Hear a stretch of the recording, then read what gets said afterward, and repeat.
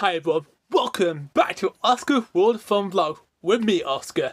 And today we are doing another UK holiday video.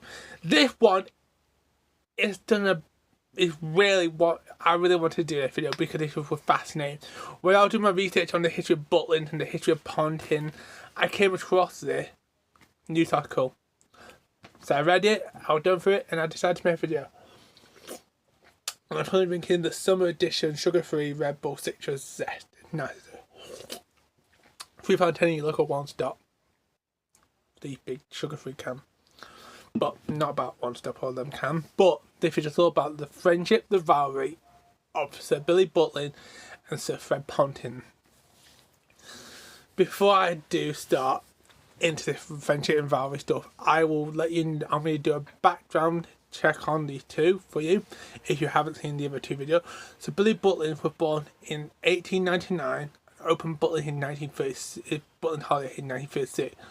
And unfortunately in 1980 he tragically passed away.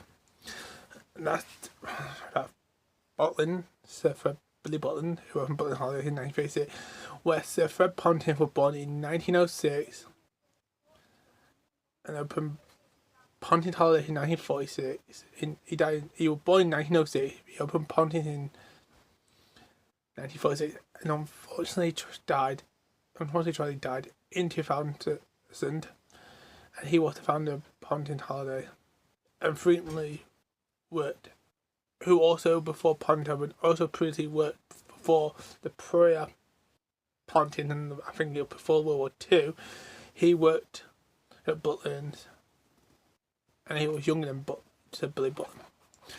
Butlins and Pontins were the post-war rivals in the British holiday camp industry. Pontins in 1936, which opened 3 years before. Butlins was 1936, which opened 3 years before World War II happened.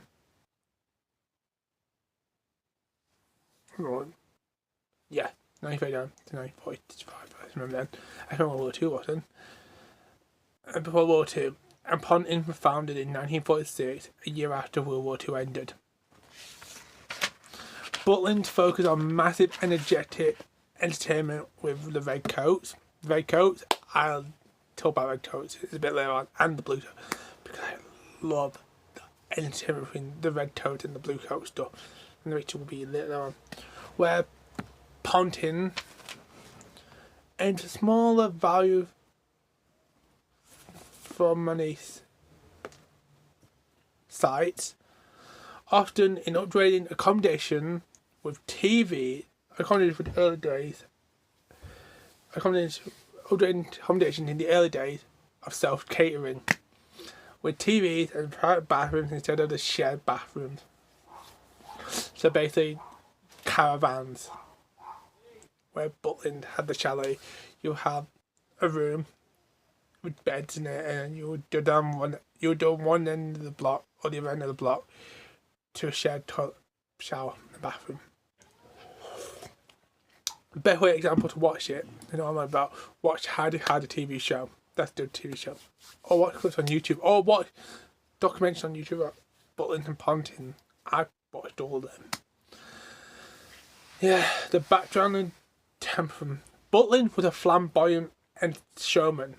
He was always in the limelight, where Pontin was more reserved because he was a former stockbroker who actually built his 16 campsite. Completely built his own 16 campsite.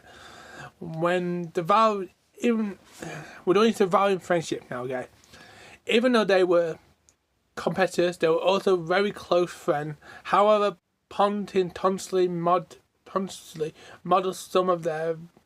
some sites of the very early concept of Butlins. So there's a famous moment of rivalry in the Pontin brochure. I don't know what year it was, but I read this. No, I've read more into it, but it was nothing. And it was a surprise visit from Sir Billy Butlin himself at a Pontin's bar, and this was the caption of this news article with the photo of him there.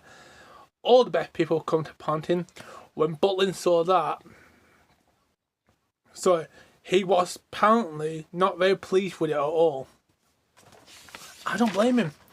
It'd be like me walking. It'd be like I don't know, but it'd be like me saying Roy Tiger going into a Butlins campsite at the bar, and Roy Tiger's Haven. He wouldn't like that. Butlin did that to him, but they wouldn't. That was an example. But there was no news or sources of Butlin confronting Pontin over the photo and the caption. The change of fallout. Butlin accused Pontin of copying completely out camps layouts. I said completely out. I don't know why. The entertainment format, the pricing accommodation models. Pontin didn't deny the influence. He just leaned into it. Pontin produced former Redcoat, Butlin entertainer and manager. This seriously angered Billy Butlin. Literally angered him. I've read into this and I've seen stuff, but because he saw staff loyalty as everything. Loyalty is everything sometimes. The adverts and the price war. This is my favourite. This is what I like. I like stuff like it. Both undercut each other prices and target the same working class family. The personal dislike between them both. Billy Butlin was known to be controlling and proud of his brand, but I don't know how much he truly was controlling. But what I read and heard about, so I have to put into the video when I was doing my research, Fred Pontin was more easygoing and less formal than Billy Butlin, even though he used to work for Butlin back when he was younger.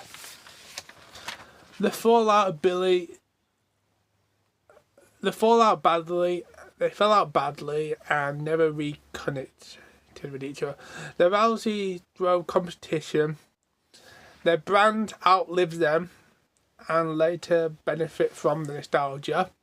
So Butlin died in 1980, born and when Butlins were opened in 1936. So Butlins is still going now. It currently just celebrated this year. It marked 90 years of Butlin. And Pontin's outlet is still here now. It's not here very much. You don't hear much about Pontin these days, but if I ever do find out about Pontin, I will let you guys a bit more information. They definitely define the golden age of British holidays.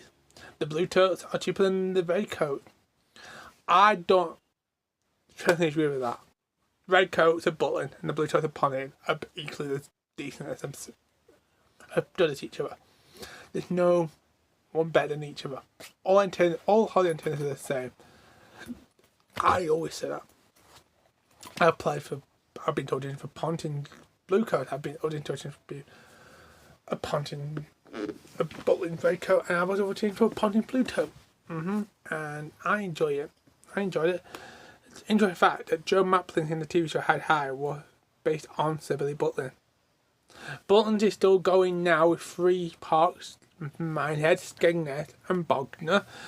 And I'm not too sure. I couldn't see how about Iron Park or Pontin Park were open, but if I do, I will let you know in another video, guys. Right now. So, yeah, that's the friendship and value of Sir Billy Butlin and Sir Fred Pontin. And it weren't for them, with the British holiday, the UK holiday industry, we wouldn't have other companies like Haven, John Fowler's, Pontin, Bird and Ledger.